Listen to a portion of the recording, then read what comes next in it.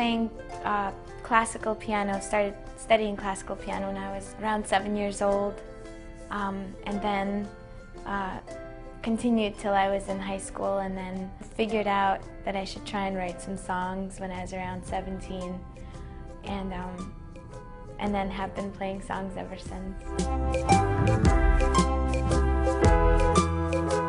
My earliest influences would have to be boiled down to classical music and the Beatles. That's what I grew up on.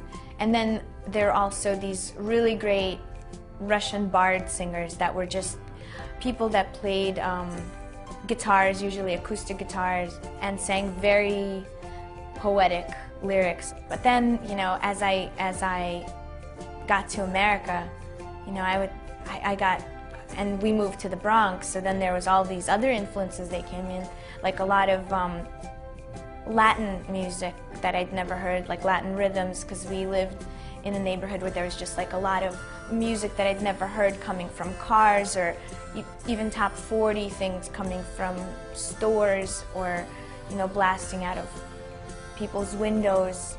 And so all of that, of course, like made a big impression. As I've been making records, the amazing thing that has happened is, you know, at first, all I had was, you know, a piano and a voice, so I tried to do as much as I could with that. And then, you know, as I got a chance to go into the studio, you know, you get more toys, and the more toys you get, the more you're like, oh, you know, now I could experiment with sounds, and now I could experiment with production techniques. So I'm a nerd, and I could just sit there for hours figuring out, you know, stuff about mixes and mastering, and I like all that stuff. So I think with every record, the way things sound has been now the new frontier, and that's where I've just sort of naturally been going and developing.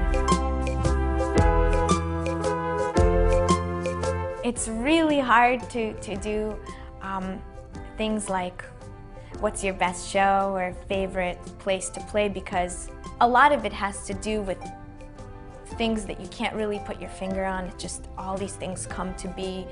But I have to say that when I got to play like the Sydney Opera House, 2 nights at the Sydney Opera House, you know, or the most recent tour I did was in South America, so that whole tour was just mind-blowing. And definitely Radio City here in New York. I mean, that's, I think, the most magical venue ever on the whole planet, Radio City is.